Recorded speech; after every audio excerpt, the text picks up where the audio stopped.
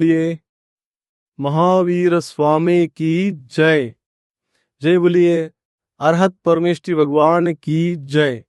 जय बोलिए आचार्य भगवान कुंद कुंद स्वामी की जय। ಸದ್ಧರ್ಮ ಬಂಧುಗಳೇ, ಇವತ್ತು ಬಹಳ ಒಂದು ಶ್ರೇಷ್ಠವಾದ ದಿನ. ಆಂಧ್ರ ಪ್ರದೇಶದ ಗುಂತ್ಕಲ್ ಹತ್ತಿರ ಕೊಣಕೊಂಡಲ ಎಂಬ ಒಂದು ನಮ್ಮ ಜೈನ ಧರ್ಮದ ಅತ್ಯಂತ ಪವಿತ್ರವಾದ ಪುಣ್ಯಭೂಮಿಯಾಗಿದೆ.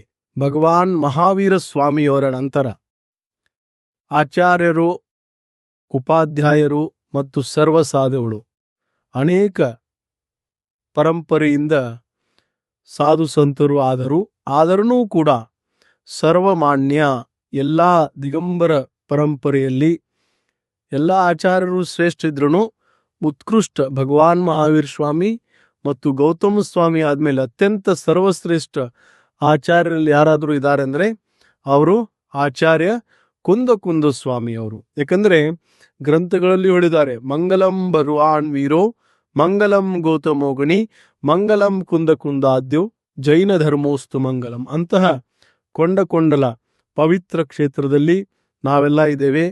ಈ ಕ್ಷೇತ್ರ ಆಚಾರ್ಯ ಕುಂದ ಸ್ವಾಮಿಯವರು ಜನ್ಮಸ್ಥಳಿಯಾಗಿದ್ದು ಈ ಕ್ಷೇತ್ರದಲ್ಲೇ ಅವರು ಜನ್ಮವನ್ನು ಪ್ರಾಪ್ತಿ ಮಾಡಿಕೊಂಡಿದ್ದಾರೆ. ಅಂತಹ ಪವಿತ್ರ ಭೂಮಿಯಲ್ಲಿ ನಾವೆಲ್ಲ ಇಲ್ಲಿ ಕುಳಿತುಕೊಂಡಿದ್ದೇವೆ. ಮತ್ತು ಈ ಸಮಯದಲ್ಲಿ ವಿಶೇಷವಾಗಿ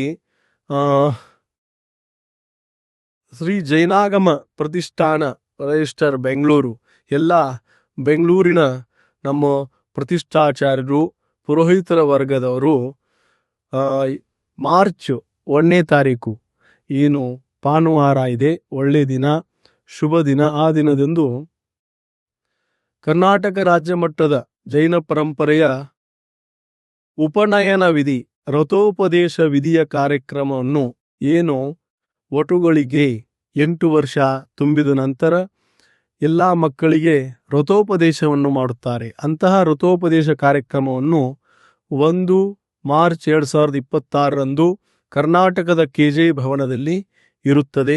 ತಾವೆಲ್ಲರೂ ಯಾರ್ಯಾರಿಗೆ ರಥೋಪದೇಶ ಆಗಿಲ್ಲ, ಅವರು ಹುಡುಗರಾಗಿರ್ಬೋದು ಅಥವಾ ಹುಡುಗಿಯರಾಗಿರ್ಬೋದು, 8 ವರ್ಷ ತುಂಬಿದರೆ ಸಾಕು, ಅವರಿಗೆ ವ್ರತವನ್ನು ಕೊಡಲಾಗ್ತದೆ.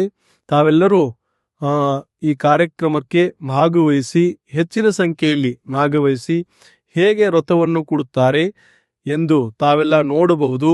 ಮತ್ತು ಎಲ್ಲ ಪೂಜ್ಯ ಭಟ್ಟಾರಕ ಸ್ವಾಮೀಜಿ ಅವರು ಆಗಮನ ಆಗುತ್ತದೆ ಮತ್ತು ಎಲ್ಲ ಗಣಮಾನ್ಯ ವ್ಯಕ್ತಿಗಳು ಕೂಡ ಈ ಕಾರ್ಯಕ್ರಮಕ್ಕೆ ಬರ್ತಾ ಇದ್ದಾರೆ. ಹಾಗಾಗಿ ಈ ಪವಿತ್ರ ಒಂದು ಪುಣ್ಯ ಕಾರ್ಯಕ್ರಮಕ್ಕೆ ತಾವೆಲ್ಲರೂ ಆಗಮಿಸಿ ತಮಗೂ ಕೂಡ ಏನು ನಮ್ಮ ಜೈನ ಧರ್ಮದಲ್ಲಿ ವ್ರತದ ಮಹತ್ವ ಇದೆ, ವ್ರತವೇ ಮೋಕ್ಷಕ್ಕೆ ಕಾರಣವಾಗಿದೆ, ಅಂತಹ ಒಂದು ವ್ರತ ಸಂಸ್ಕಾರದ ಕಾರ್ಯಕ್ರಮ ಬಹಳ ವಿಜೃಂಭಣೆಯಿಂದ ನಡೆಯುವುದಿದೆ.